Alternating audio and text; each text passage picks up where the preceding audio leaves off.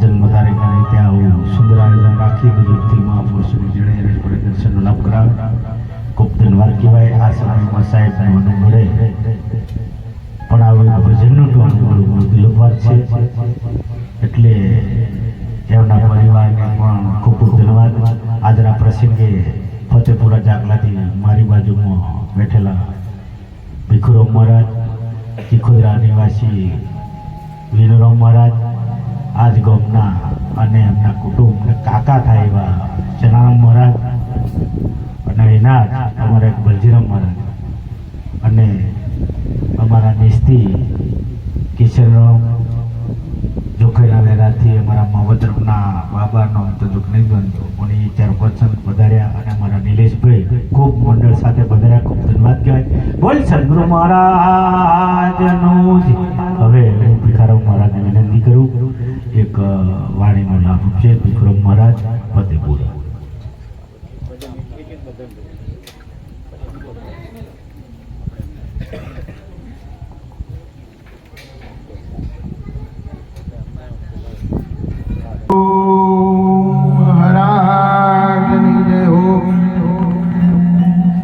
पधारेला हरि गुरु संतन जय हो। कृष्ण कन्हैया लाल की जय हो।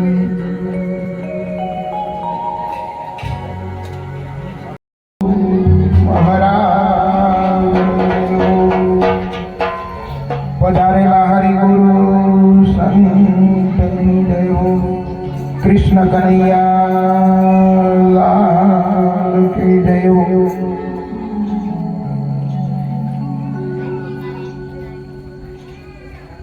પ્રથમ નમો ગુરુદેવ બને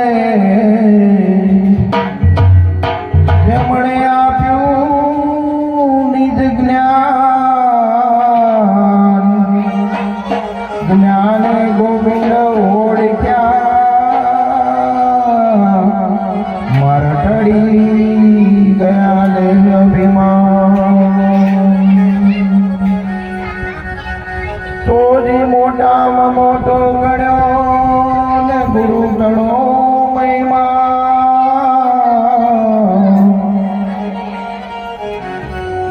ઈશ્વર ઓળખાવે નહીં તો ગુરુ કરે સુધાર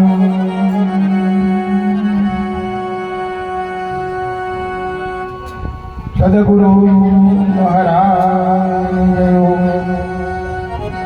આજનો પવિત્ર અને પાવન પ્રસંગ રણછોડપુરા ગામની આ પવિત્ર ધરા ઉપર પ્રભુ ભક્ત એવા અમારા અજીતરામ મહારાજ એમના સુપુત્ર રંજીતરામની વર્ષગાંઠ એટલે કે બર્થડે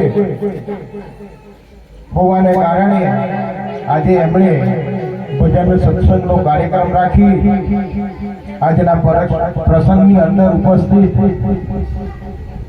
ટિમ્બલિયાપુરાથી પરમ પૂજ્ય શ્રી મુકેશરાવ મહારાજ પધાર્યા છે.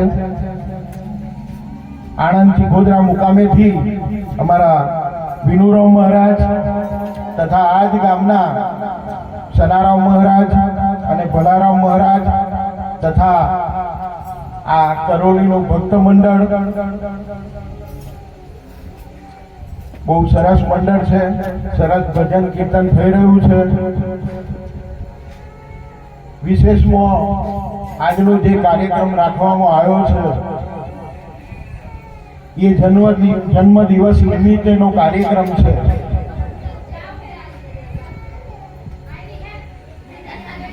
જન્મ દિવસના કાર્યક્રમની અંદર એવું કહેવાય છે કે આજે તો સત્સંગ કરવાનો નથી, મારે તો ખાલી એક વાણી બોલવાની છે, પણ ત્યારે યાદ આવ્યું કે ભાઈ ગાયા બજાયા લોક રીજાયા પર બંદા આપની ખબર નહીં પાયા. ગાયા બજાયા લોક રીજાયા પર બંદા આપને ઘર કી ખબર નહીં પાયા. બરાબર. આપણે આટલું સરસ જો ગાતા હોય, આટલું સરસ વાજિંત્રો વાગતા હોય તો જોડે જોડે આપણી પણ ખબર હોવી જોઈએ કે આ હું કોણ છું એમ, અને હું ક્યાંથી આવ્યો છું, અને આ શરીર છૂટી જશે ત્યારે હું ક્યાં જઈશ એની પણ ખબર હોવી જોઈએ. આજે જેમનો જન્મ દિવસ છે,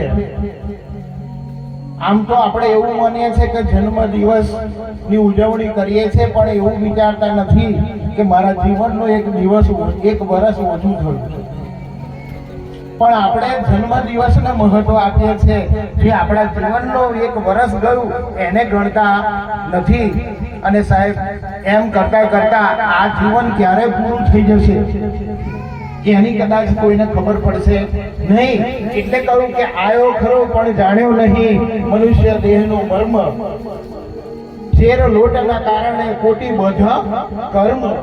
જો તમે આપણે સવારથી હોજ સુધી કર્મ કરીએ છીએ પણ વિચારતા નથી કે મને આ દેહ શા માટે મળ્યો છે.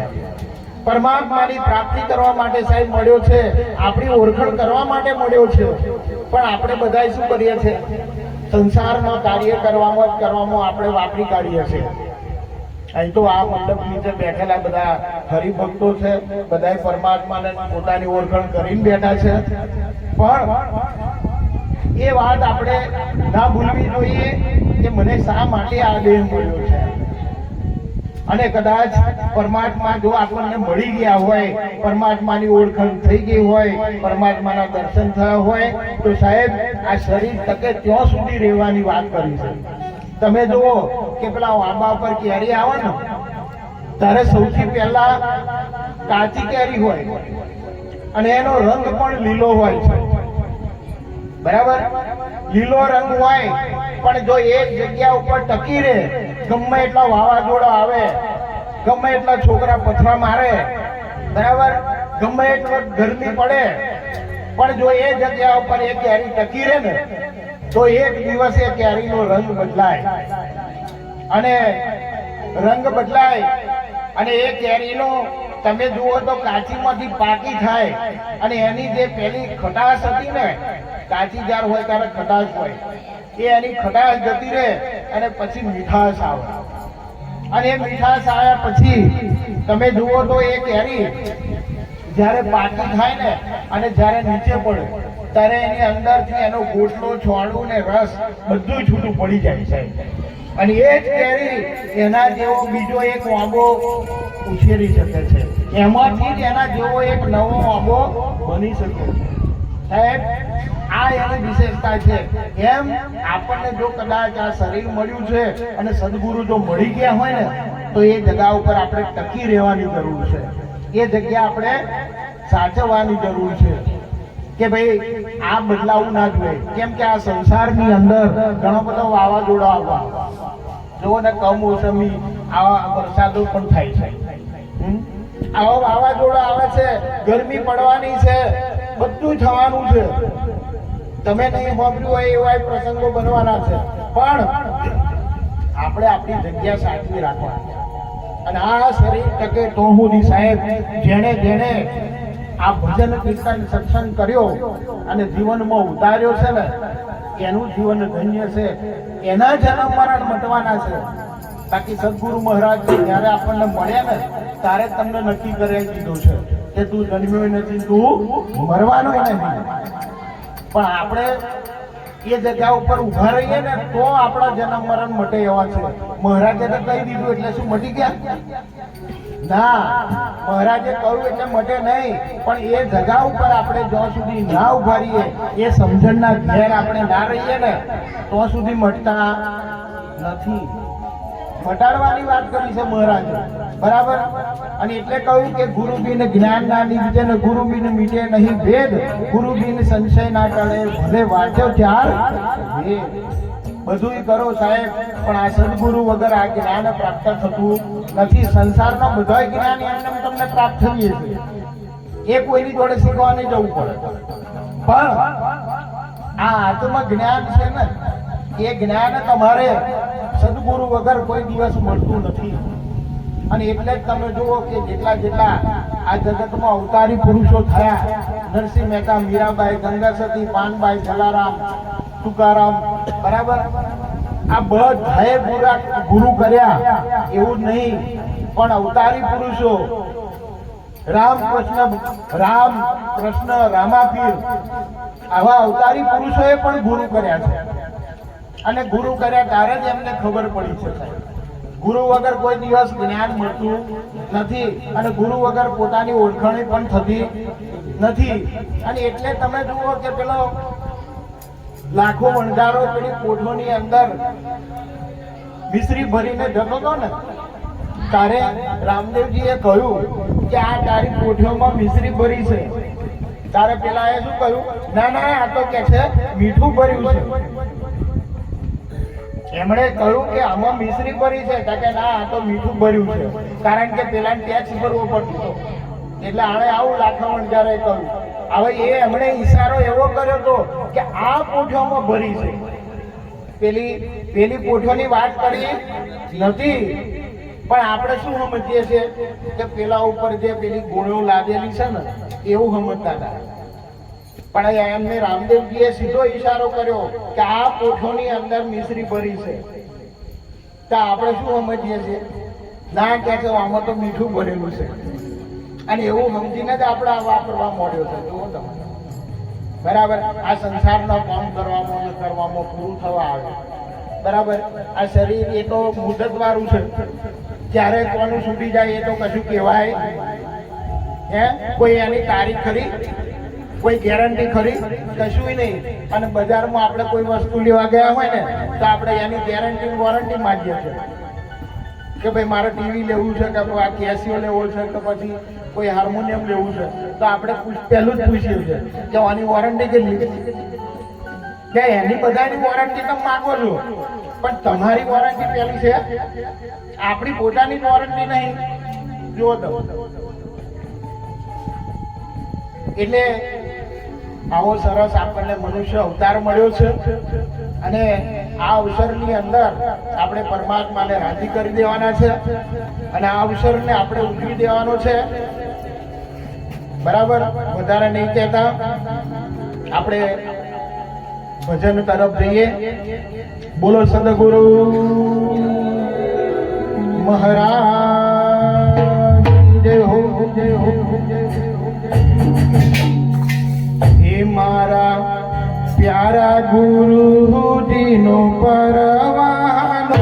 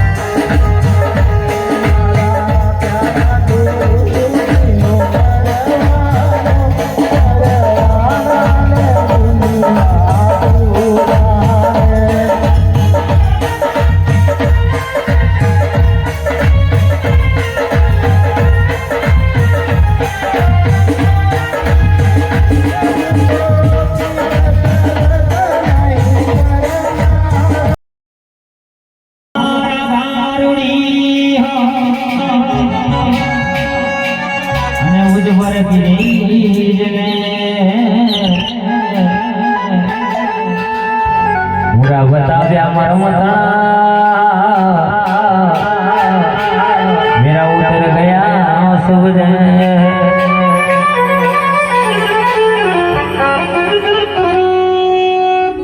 मुरा बताव्या मरमता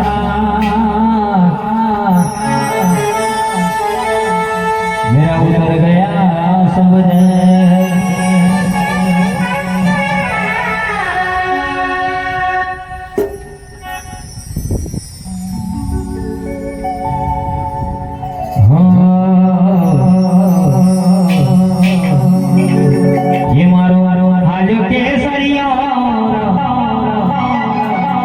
संतोनी संग हालो हालो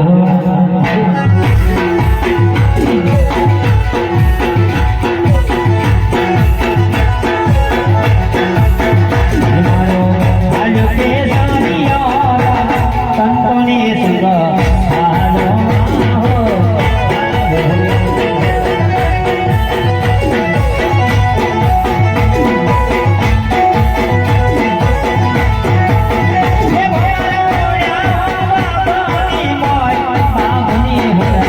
नहीं रोया हो नहीं रोया